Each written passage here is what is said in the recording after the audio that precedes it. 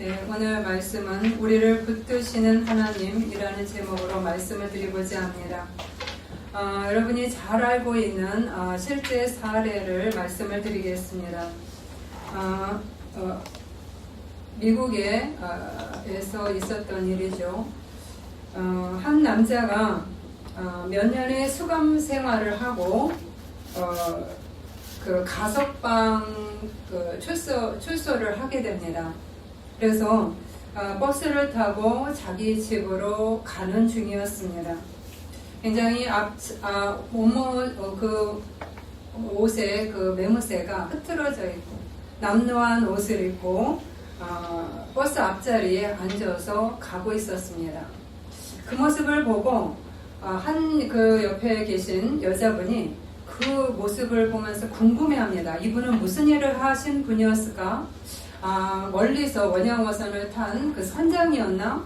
옷이 남루한 것을 보고 그리고 말없이 바깥을 쳐다보는 그 모습을 보면서 궁금해서 어쩔 줄을 모르는 겁니다.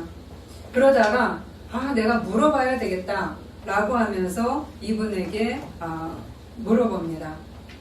혹시 어디서 오셨어요? 어디 가시는 중이세요? 등등 물어봤겠죠. 그러자 그 남자가 자신의 이야기를 합니다.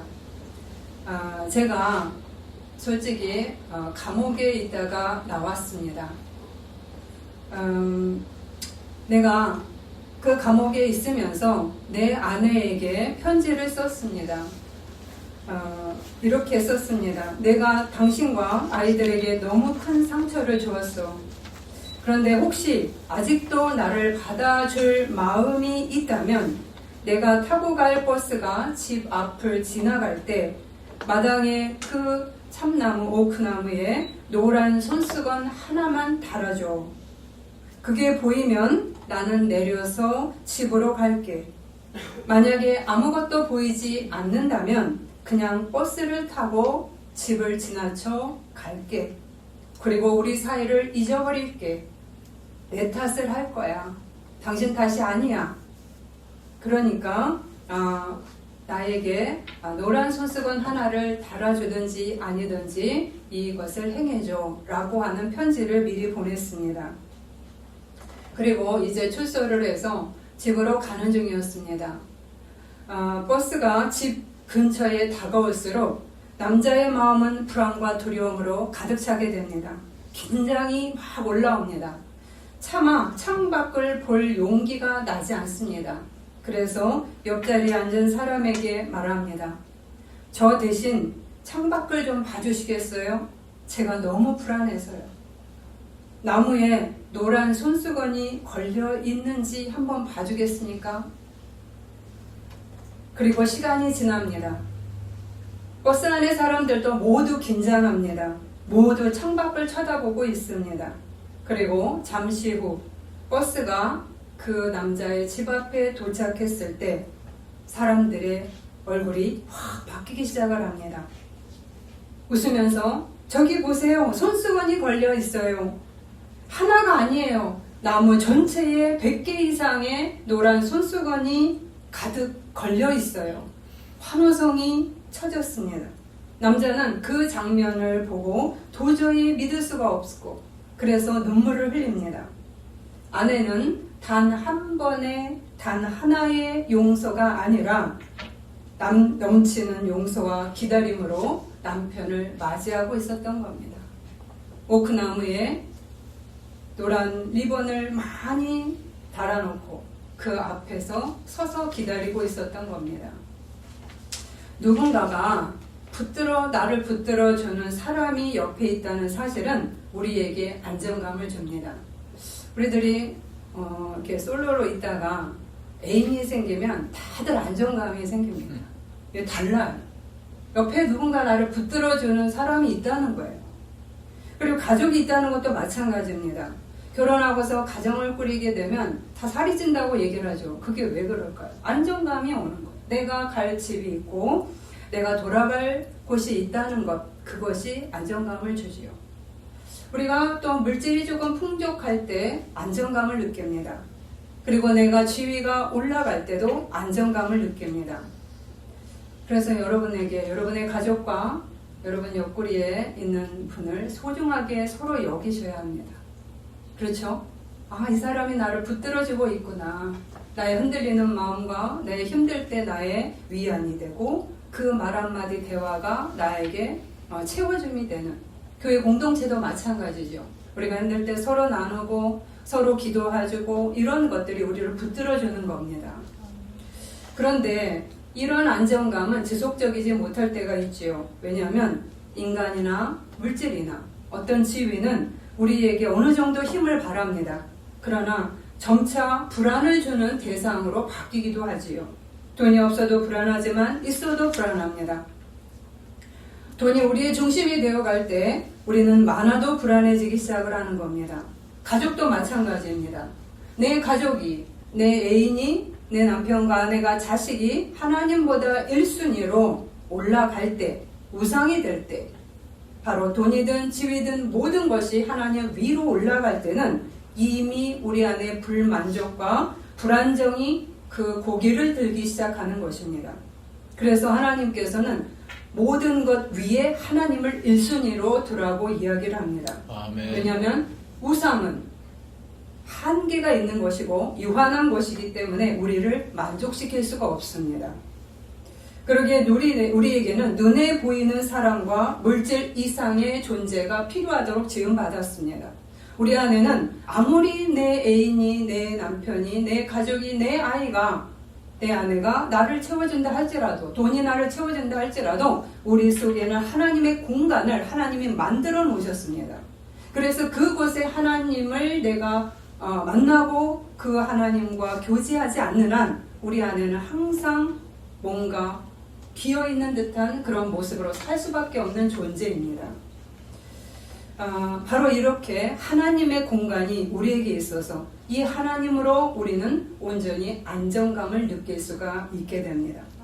오늘 말씀은 우리를 붙들어 주시는 하나님에 관한 이야기입니다. 하나님은 우리를 어떻게 붙들어 주시는지, 그리고 어떻게 안정감을 주시는지 그것을 살펴보고자 합니다.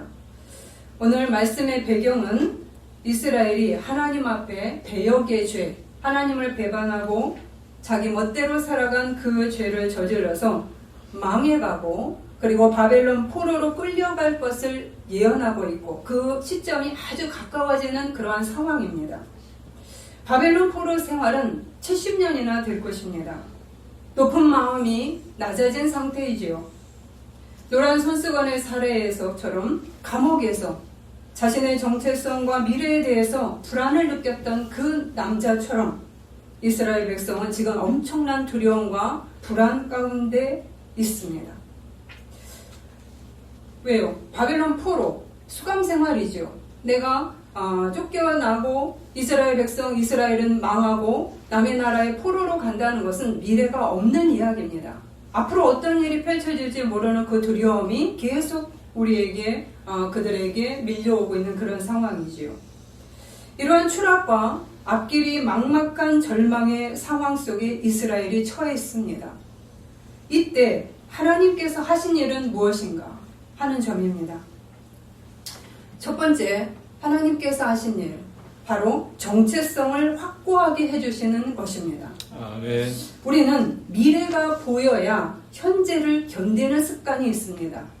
돈이 그래서 많이 있으면 내가 오늘 현재를 견디지요. 그렇지 않으면 불안해합니다. 그런데 하나님께서 이사야 43장을 통해서 하신 말씀은 그 순서가 바뀌어 있습니다. 하나님은 미래에 대해서 먼저 말해주지 않습니다. 먼저 하신 것이 우리의 정체성이 무엇인지를 우리에게 확고하게 이야기해 주시는 것부터 시작을 합니다. 그것이 1절입니다. 야곱아, 너를 창조하신 여호와께서 지금 말씀하시느니라. 이스라엘아, 너를 지으신 이가 말씀하시느니라. 너는 두려워하지 말라. 내가 너를 구속하였고 내가 너를 지명하여 불렀나니 너는 내 것이라. 지금 상당히 불안한 가운데, 미래가 불확실한 가운데, 오늘 현재를 살아가는 것도 너무나 힘든 가운데 있는 이들에게 하시는 것이, 얘야 미래에 잘 될 거야, 얘야 걱정하지 마, 내가 많이 갖다 줄게, 이렇게 먼저 행하지 않으셨다는 사실이에요. 제일 먼저 하신 것이 무엇이냐? 너는 내 것이라 라고 선언해 주신 겁니다. 아멘. 하나님, 이게 뭐가 중요해요? 너는 내 것이라? 하나님, 지금 중요한 건 다른 거거든요. 그런데 주님은 계속 반복적으로 얘기하십니다. 내가 너를 지었노라. 내가 너를 창조하였노라. 너는 내 것이라. 너는 내 것이라. 하나님은 확고하게 이스라엘 백성을 부릅니다. 지금 회복되어 가는 이스라엘 백성에게 주어진 말이 아닙니다. 망에 들어가는 상태, 아무것도 없는 나, 무너져버린 심리와 환경, 상당히 불안한, 붙잡을 것 하나도 없는 막막한 현실 속에서 미래의 예언을 먼저 행하지 아니하시고, 우리가 원하는 것은 미래의 예언이죠. 오늘 어떻게 될 것인가, 내일 어떻게 될 것인가, 그게 더 궁금하지요. 그런데 하나님은 그것을 먼저 말씀해 주지 아니하고 너는 내 것이라 라고 확실하게 계속 반복해서 선언하고 계십니다. 이 말은 무슨 말일까요? 얘야, 너는 내가 꽉 붙들고 있다. 그러니 흔들리지 말거라. 내가 너를 사랑하느니라. 네가 어떠한 상황에 있든지 나는 너를 꽉 붙들고 있느니라 라고 선언하고 있는 것입니다. 아멘. 구체적으로 내가 너를 지명하여 불렀다고 얘기합니다. 지금 이스라엘이라고 포괄적으로 말하지 않습니다. 너, 내 이름을 이야기하는 겁니다. 이선영. 꼭 집어서 부릅니다. 한 사람 한 사람 이름을 꼭 집어서 너를 내가 내 것으로 삼았느니라. 너는 내 것이야. 이선영, 너는 내 것이야. 더군다나 야고바라고 부르셨습니다. 야고바.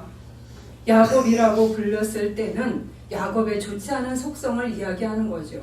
야곱의 속이는 자, 그리고 잔머리를 굴려가면서 인생을 살아가는 그 야곱 같은 그런 모습에도 불구하고 너는 내 것이야 라고 지금 선언하고 계십니다.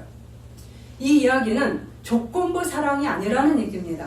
내가 자랐을 때는 하나님께서 사랑해주고, 내가 하나님 앞에 불충동해서 내가 죄악을 저질렀을 때 하나님이 버리는 그런 하나님이 아니라는 겁니다.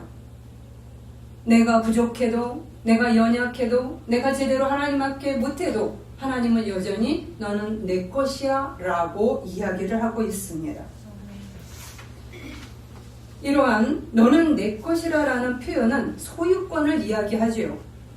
그런데 히브리 소유 개념에는 그냥 너는 내 거야 라고 하는 것으로 그치지 않습니다.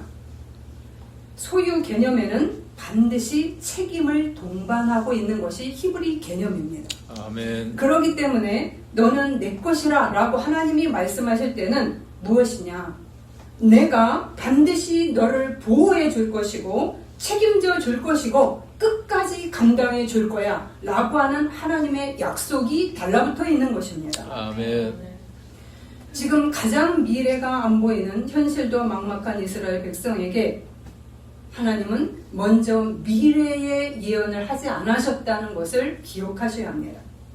우리의 정체성이 무엇인지를 먼저 너희들은 확고히 하라라고 얘기하는 것입니다.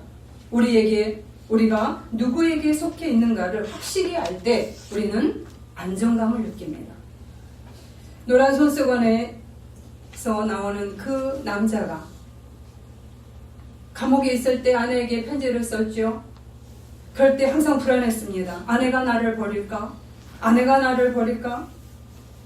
아내가 나를 버릴까? 그렇다면 나는 이제부터는 떠돌이 생활을 해야 된다. 그런데 그 아내가 그를 붙잡아 주었습니다. 미래에 우리가 잘 될 거야. 우리가 돈 많이 벌어서 살면 돼. 그런 얘기 하나도 없습니다. 단지 그를 붙잡아 주었는데 그들은 이제 마음을 모아서 앞으로 가면 되는 겁니다. 우리의 신학생들이 대부분 돈이 없는 학생들이 많습니다. 그런데 결혼을 할 때 보면 참 사랑으로 결혼을 합니다. 돈이 있어서 결혼하는 게 아닙니다. 그들 안에 하나님을 의지해서 하나님을 신뢰하면서 미래를 이끌어 가시는 하나님을 믿고 그들이 결혼을 합니다. 큰 자산을 의지하고 가는 거죠. 바로 이러한 하나님이 중심이 되어 있을 때 하나님이 그들의 삶을 개척하시고 그들의 삶을 열어가실 것이기 때문입니다. 무엇보다도 하나님을 믿는 자를 내가 선택하겠습니다 라고 선언하는 이 커플들의 모습을 보면 참 예쁘죠. 돈을 먼저 많이 버는 사람을 내가 택할 거예요 이렇게 얘기하지 않습니다. 먼저 하나님을 잘 믿는지 그것을 보겠습니다 라고 선언을 합니다. 신학생만은 아니죠. 믿음이 있는 자녀들이 그것을 말하죠.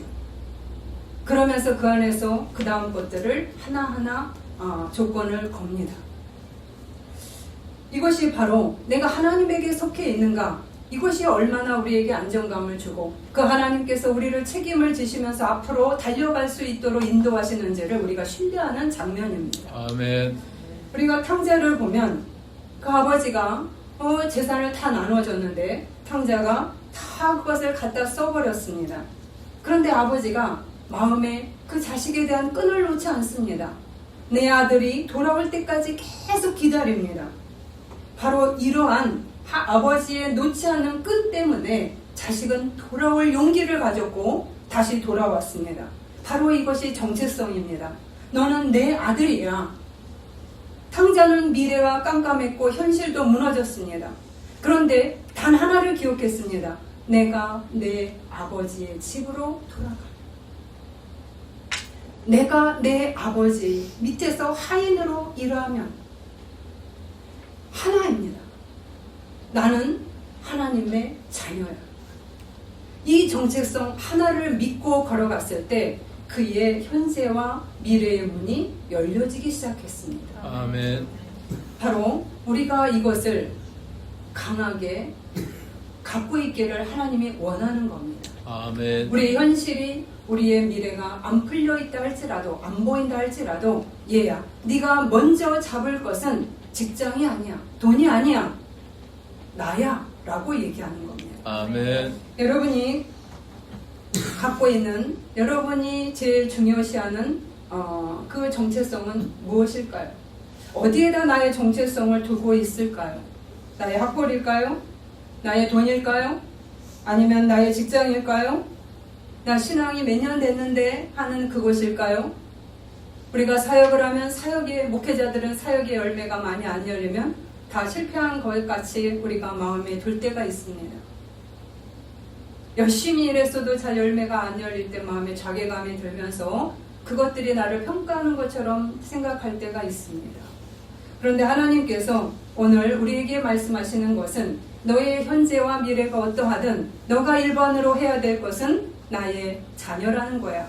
너는 내 것이라는 거야. 바로 이 말이 너의 가슴을 뚫고 박혀야 된다고 계속 반복해서 이야기하고 있습니다. 아멘. 나는 하나님의 귀한 자녀구나. 하나님이 책임을 지실 거구나. 나의 인생을 책임을 지실 거구나. 이 약속을 분명하게 우리에게 해주고 계심을 믿으셔야 합니다. 아멘. 그러면 이제 하나님께서 정체성을 먼저 확고하게 해주셨습니다. 그럼 이것으로 끝내시는 분이냐? 아니십니다. 두 번째 일을 행하십니다. 바로 현재를 붙들어 주시는 하나님입니다. 아멘. 2절입니다. 내가 물 가운데로 지날 때에 내가 너와 함께 할 것이라. 강을 건널 때에 물이 너를 침몰하지 못할 것이며 내가 불 가운데로 지날 때에 타지도 아니할 것이요 불꽃이 너를 사르지도 못하리니. 지금 이 2절의 말씀에는 물과 강과 불이 나옵니다. 이 말은 무엇인가? 고난입니다. 힘든 일, 감당할 수 없는 환경, 삼켜버릴 것 같은 현실과 파괴, 무너짐, 정결 작업이 시작된 연단의 시간 등 다양한 것을 상징하고 있습니다. 지금 너희들은 이러한 과정을 지나는 사람들이 있다라고 이야기하는 겁니다. 이처럼 우리의 현실이 그렇게 녹록하지 못하고 우리의 현실이 어려울 수 있다고 이야기하는 겁니다. 그런데 이때 하나님이 어떻게 얘기를 하세요? 두려워 말라, 내가 너와 함께함이라 라고 얘기합니다. 5절입니다. 이 말씀은 우리의 고난이 갑자기 사라지지는 않죠. 그러나 우리의 고난 가운데도 우리를 버리지 아니하시고 우리의 손을 붙들고 너는 내 자식이고 내 것이야. 그렇기 때문에 내가 네 손을 붙잡고 그 안을, 고난 안을 같이 통과하고 가리라고 하시는 말씀입니다. 아멘. 밀착된 동행입니다. 주님이 딱 달라붙어서 내 손을 잡고 가는 것이고 앞서가는 것이며 뒤에서 호위하고 가시는 겁니다. 그러기에 그 물과 불이 나를 다 태워버리고 그리고 내가 절망 가운데 무너지지 않도록 나를 보호하신다고 이야기하는 것입니다. 잘 버텨나가도록 하는 겁니다. 하나님 잘 됐으면 좋겠어요. 예, 저도 마찬가지입니다. 그런데 잘 버티는 것도 하나님의 은혜입니다. 아멘. 여러분 오늘 하루를 잘 버티셨어요. 오늘 우리들이 먹고 사는 문제 잘 쉽지 않을 때 오늘 하루 버텼습니다. 양이 안 찹니다. 솔직히 그죠? 간당간당하니까 양이 안 차요. 그런데도 불구하고 오늘을 잘 버텨나가도록 이끄신 하나님께 감사하셔야 한다는 것입니다. 아멘. 현재에 하나님께서 나의 어려움에 등을 돌리지 아니하시고 손을 잡고 뚫고 가시기 때문입니다. 그래서 주님께서 시편 37편 24절에 이렇게 얘기하죠. 그가 넘어지더라도 완전히 엎드려지지 아니하리니 여호와께서 그의 손으로 붙드심이라. 가다 보면 삐끗, 가다 보면 무릎을 꿇을 때도 있고 가다 보면 넘어질 때도 있습니다. 그러나 다시금 일으켜 세워서 우리를 끌고 가시는 분입니다. 왜요? 우리는 하나님의 것이기 때문입니다. 아멘. 내가 너를 보배롭고 존귀하게 여기고 너를 사랑하셨기 때문이라고 말씀하십니다. 아멘. 그래서 하나님은 우리가 그 고난과 환경을 뚫고 가시게끔 오히려 하나님께서 당신이 더 무거운 책임을 지고 움직이십니다. 아멘. 그것이 바로 예수의 십자가입니다. 예수님은 우리의 모든 짐을 지고 골고다 길을 뚫고 가셨습니다. 아멘. 예수님의 어깨에는 우리의 무거운 짐들이 모두 얹혀 있었습니다. 우리의 불순종과 고집이라는 악이 얹혀 있었습니다. 불평과 원망이 얹혀 있었습니다. 죄악의 짐, 현실의 짐, 미래의 불확실함에도 불구하고 하나님 앞에 그 미래의 불확실성 때문에 하나님 앞에 원망하고 하나님을 계속 종용하는 그러한 시달림도 어깨에 메고 가셨습니다. 그럼에도 불구하고 예수님은 말없이 그 길을 걸어가셨습니다. 어느 불평 없이 얘야 좀 그만이 떠들어 시끄러 그만 말해 나는 너무너무 피곤하다 이렇게 얘기하지 않고 주님은 오히려 그 말들을 그 무수한 사람들의 불평과 원망과 하나님 왜 저에게 이러시는 거예요? 하나님 너무 힘들어요. 하나님 언제 끝나요? 등등등의 많은 말들을 들으시면서 피곤하셔서 그만해 좀 이렇게 얘기하고 싶으실 때도 주님은 여전히 우리의 짐을 지고 십자가의 길을 걸어가셨다는 사실입니다. 아멘. 오히려 그 무거운 짐을 지고도 예수님은 명예로운 견장을 탄 것처럼 우리를 여기셨습니다. 오늘 주보에 제사장 그림이 나와 있습니다. 대제사장 에봇에 부착되어 있는 12보석을 보시기를 바랍니다. 대제사장의 에봇에는 가슴팍에 12보석을 아주 견고하게 금고리로 이용해서 아주 흔들리지 않게 붙입니다. 견장에도 마찬가지입니다. 보석이 달려 있습니다. 여러분, 우리가 예수님을 정말로 영화롭게 보석처럼 우리들이 그렇게 행동하나요? 아니죠. 우리는 예수님의 마음을 아프게 합니다. 우리는 예수님의 가슴을 후벼 파기도 합니다. 우리의 죄악으로, 이기심으로, 나만 아는 것들로, 그리고 탐욕으로 등등등 여러 가지로 주님의 마음을 후벼 팝니다. 그럼에도 불구하고 하나님께서는 우리를 보배롭게 여긴다고 이야기하셨습니다. 아멘. 무엇입니까? 우리를 가슴에 품고서 우리를 훈련시키면서 우리가 보석이 될 때까지 그리고 찬란한 빛을 발할 때까지 포기하지 않고 우리를 끌어안고 만지고 만들고 계시기 때문입니다. 아멘. 그렇기 때문에 주님의 가슴은 멍이 들어도 멍들었으니 힘들어 얘야. 야 그만해. 그리고 넌 악해. 그러니까 나는 너를 버릴 거야. 호족에서 파버릴 거야. 라고 얘기하지 않고 끝까지 버텨나가는 겁니다. 여러분은 예수님의 가슴을 얼마나 아프게 했을까요? 전혀 생각해 보지 않으시지 않았습니까? 예수님에게서 하나님에게서 받을 복만 생각했지 내가 하나님을 가슴 아프게 했던 적이 있었나? 여러분 생각해 보신 적이 있을까요? 당연한데 여기지 않았을까요? 하나님 앞에는 당연한데 어린애같이 나이가 들면 점차 철이 들어야 되는데 그렇지 않고 당연히 아무런 대접도 없이 주님을 대하는 우리의 모습을 보세요. 그럼에도 불구하고 주님은 우리를 보석으로 여기고 보배롭게 여기며 너는 내 것이야 라는 것을 포기하지 않는다는 겁니다. 어깨의 견장도 마찬가지입니다. 우리가 어깨에 예수님에게 얼마나 많은 짐을 지어드렸습니까?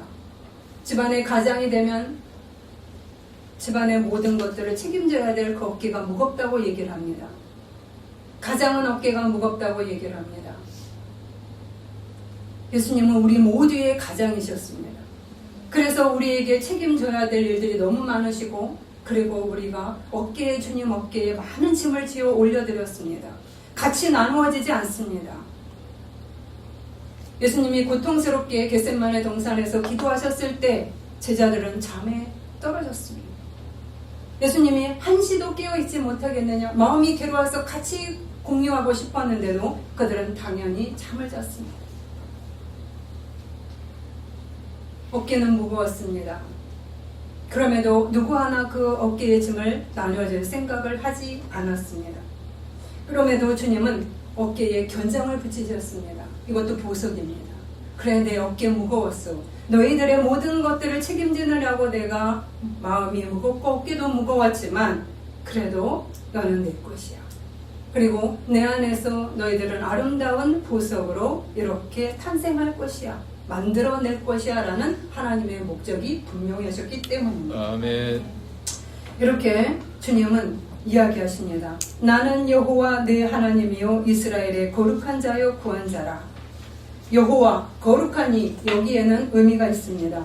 여호와란 당신의 백성과 언약을 맺으시고 그 언약을 반드시 지키시는 하나님이라는 것입니다. 즉 책임을 반드시 이행하시겠다는 말이 여호와 속에 들어있습니다. 아멘. 거룩하신 하나님이란 무엇인가? 세상의 우상들이 가지지 못한 초월적인 권능을 지니고 있다고 얘기를 하시는 겁니다. 아멘. 이런 하나님께서 바로 우리를 지키시고 앞으로 나아가게 하실 것이라고 선언하고 있습니다. 아멘. 그러니 오늘 너희들이 현실에 힘들다 할지라도 내 손을 포기하지 않고 내 손을 놓지 말고 내 손을 오히려 꽉 잡고 내가 너의 손을 잡고 있으니 너 스스로 빠져나가려고 하지 말고 오히려 더 나를 잡으라라고 이야기합니다. 여러분의 형실은 어떠하실까요? 어떤 분은 그래도 괜찮은 편이라고 말씀하신 분도 계실 것입니다. 그러나 어떤 분은 지금 죽을 맛이야. 사는 게 아니야. 라고 얘기하시는 분도 계실 겁니다. 그러나 무엇이 되었든 주님께 감사하실 일입니다. 아멘. 나에게 조금 더 편안하게 지금 살고 있다면 그것도 감사하실 일입니다. 아멘. 내가 죽을 맛인 그러한 분도 감사하셔야 됩니다. 왜냐하면 하나님께서 나에게 분명한 계획을 갖고 지금의 현실에 안주하지 않고 여기에서 멈추시지 않고 앞을 향해서 뚫고 나가도록 이끄시기 때문입니다. 아멘. 하나님은 우리의 내일에 대해서 분명한 계획을 가지고 계십니다. 아멘. 십자가는 무덤에서 끝나지 않았습니다. 십자가는 부활로 힘차게 일어났음을 기억하셔야 합니다. 아멘. 그것이 바로 미래를 여시는 하나님으로 세 번째 이어집니다. 바로 현실을 붙드시고 보배롭게 사랑하는 자녀에게 미래를 구체적으로 이제 예언하고 계십니다.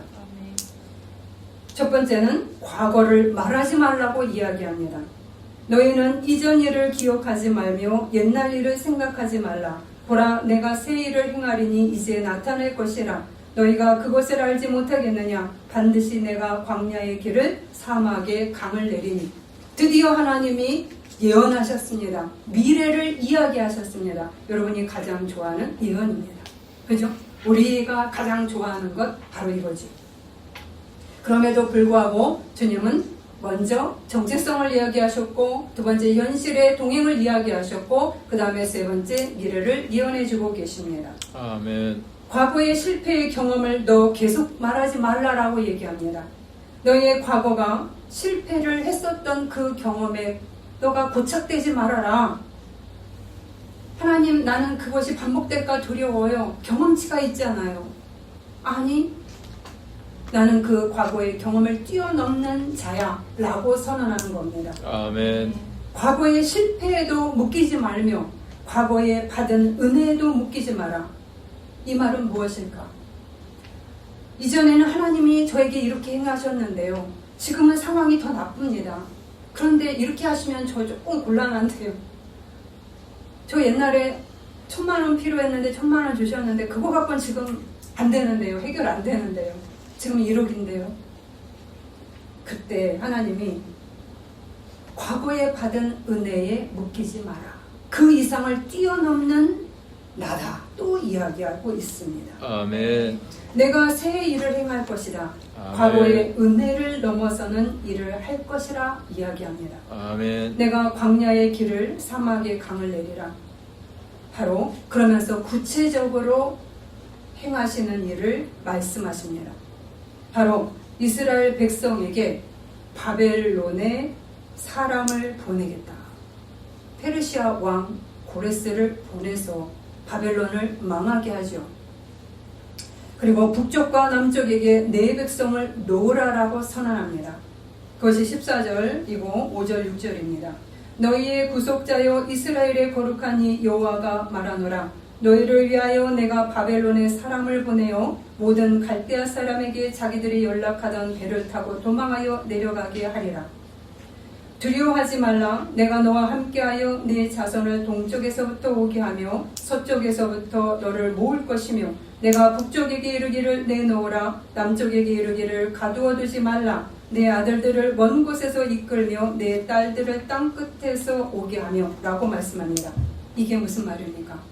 내가 돕는 자를 보내겠다고 얘기합니다. 아멘. 당시에 이스라엘 백성은 감히 상상할 수조차 없는 그러한 예언이었습니다. 당시에 바벨론이 너무나 강력한 대국이어서 이스라엘이 도저히 당해낼 수가 없을 정도였다는 겁니다. 이 말은 무슨 말일까요? 우리에게 지금 닥친 현실이 너무너무 커서 이게 풀릴 것 같지 않다는 이야기입니다.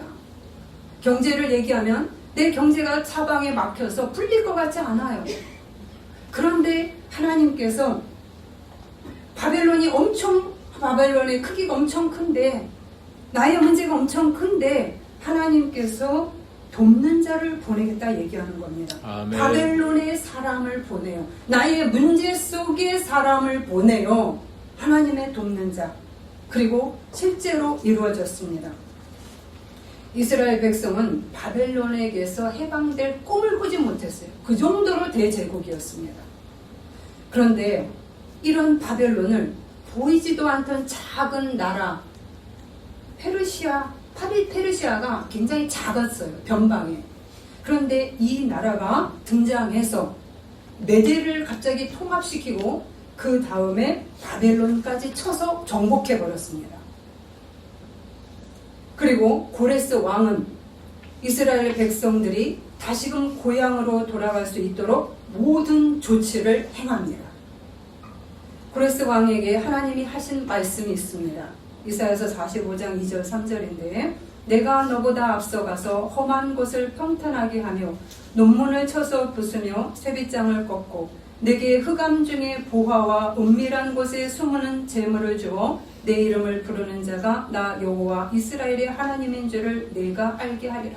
아멘. 이 말씀은 무엇인가? 하나님께서 고레스를 힘있게 하고 그에게 많은 재물을 준 이유가 무엇이냐? 너만 잘 살려고 주지 않는다 이 말입니다. 너만 대단한 위치에 서게 함이 아니라는 겁니다. 내가 너를 들어서서 내 이스라엘 백성, 지금 환난 가운데 고난 가운데 있는 자에게 내가 공급해 주기 위해서 너를 세웠노라 라고 명령하고 있는 것입니다. 아멘. 왜요? 하나님은 자신의 백성, 자신을 따르는 자, 고난 가운데 하나님 앞에 징계를 먹고 낮아진 그 이스라엘 백성을 다시 일으키겠다는 그 책임과 그리고 계획이 아주 치밀하게 지금 준비되어 있는 것입니다. 아멘. 그래서 물질과 그 나라 회복을 위해서 돕는 도구가 되도록 고레스를 보냅니다. 그리고 실제로 그것이 이루어졌습니다. 아멘. 고레스는 바벨론이 이스라엘에게서 약탈했던 성전의 금, 은 모든 그 그릇을 다 반환하도록 명령합니다. 5,400여 개의 그릇들을 다 보내버립니다. 그리고 성전의 건축 그 비용을 국가가 다 지원합니다. 페르시아가 정부 프로젝트를 발현시키는 겁니다. 그리고 건축 자재를 직접 공급해 줬고요. 지속적인 운영비, 매달 들어가야 될 운영비를 지원해 줍니다. 그리고 방해하지 못하도록 법적, 군사적 보호까지 행해 주셨습니다. 이처럼 재정과 그리고 자재, 현물, 행정, 법적 보호까지 전면적인 물질 지원을 행한 것입니다. 그래서 남조가 북조가 놓으라. 이 말은 무엇인가? 더 이상 환란이 우리를 묶어두지 못하도록 하나님이 풀어 놓으신다는 이야기입니다. 아멘. 다양한 환란에서, 다양한 어려움에서, 다양한 문제들에게서 우리를 풀어서 하나님께서 우리를 축복하신다는 이야기입니다. 아멘. 그러면 왜 이전 일을 기억하지 말라고 하신 것일까요? 왜냐하면 고레스를 통해서 한 일은 홍해를 가르신 일보다도 더 새롭고 놀라운 일들이었기 때문입니다. 아멘. 우리는 홍해를 가르는 것이 대단하다고 우리들이 믿고 있습니다. 그런데 주님은 홍해를 가른 일보다 지금 바벨론 포로에서 이들을 다시 고토로 돌아오게 하는 것이 더 큰 하나님의 역사라고 이야기합니다. 아멘. 왜 그런지 보실까요? 출애굽이 일어났을 때는 이스라엘 백성들이 고센 땅 한 곳에 다 모여 살았습니다. 그리고 강력한 지도자 모세를 먼저 보내서 그들을 다 일사불란하게 움직일 수 있도록 만들어 놓았습니다. 그런데 지금 바벨론 포로로 끌려간 이들은 제국 전국으로 다 갈기갈기 찢어져 있어요.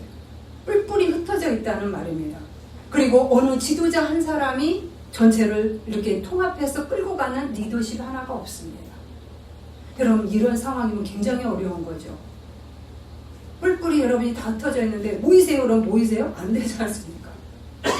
그런데 이런 상황 속에서 하나님께서 놀랍게 역사하셔서 다 곳곳에 흩어진 자들을 다 불러 모으기 시작하는 겁니다. 아멘. 우리 교회도 이런 은혜가 있을 줄로 믿습니다. 아멘. 네. 감히 생각하지 못했던 회복이 이루어진 겁니다. 아멘. 그리고 바벨론에서 가나안까지 가기까지 존재하는 그 모든 장애물에 그게 광야라는 표현에 나오죠. 거기에 길을 내시는 것입니다. 이 말은 주님이 고토로 돌아가기까지 과정의 모든 것을 공급하겠다고 약속하시면서 책임있게 행동하시는 그러한 모습을 보여줍니다. 아멘. 반드시 너희를 일으키리라. 구체적으로 시행하리라. 하나님의 영광을 위해서. 하나님의 이름이 더럽혀지지 않기 위해서. 너희는 나를 찬양해야 하고 나의 영광을 올려드릴 본이 되는 백성으로 서야 되기 때문에 이렇게 선언하고 계시는 겁니다. 그래서 이스라엘 백성이 실제로 이러한 고레스를 통해서 귀환이 이루어졌을 때 그들이 이렇게 고백을 합니다. 시편의 126편 1절입니다. 우리가 꿈꾸는 것 같았도다. 와, 이게 진짜 이루어졌어? 와, 이게 진짜 이루어졌다는 거야? 기도는 했는데, 믿음 없이 기도는 했는데 그냥 그게 이루어질지는 생각 못하고 그냥 기도는 해봤는데 진짜 이루어졌다는 거야? 우와, 진짜 이루어졌네. 여러분 모두가 이 고백이 있을 줄로 믿습니다. 아멘. 네. 이 고백을 하게 만드셨다는 겁니다. 여러분, 오늘 말씀을 통해서 우리의 현재만을 바라보면 답이 없습니다. 미래가 안 보이면 현재가 불안한 것이 우리의 모습이라고 말씀드렸습니다. 그러나 주님께서 행하신 순서를 보세요. 첫 번째, 무엇을 먼저 하셨다고요? 미래의 예언을 먼저 행해주지 않으셨다는 겁니다. 먼저 하나님은 우리의 정체성을 확고히 하셨다는 사실을 기억하십시오. 너는 내 것이라. 너는 보배롭고 존귀한 자다. 너는 내가 택하였다. 내가 너를 지명하여 불렀다. 내가 책임질 것이니 너는 내 자식이니 나를 붙들고 신뢰하라. 아멘. 여러분 이 신뢰가 있으시기를 바랍니다. 아멘. 두 번째, 현재를 붙드시는 하나님이라고 말씀하십니다. 언제 이게 끝나요? 언제 이게 없어질까요? 언제 해결될까요? 미래만 바라보니까 하나님을 원망하지요. 그런데 주님이 말씀하십니다. 내가 현재를 붙들고 있노라. 아멘.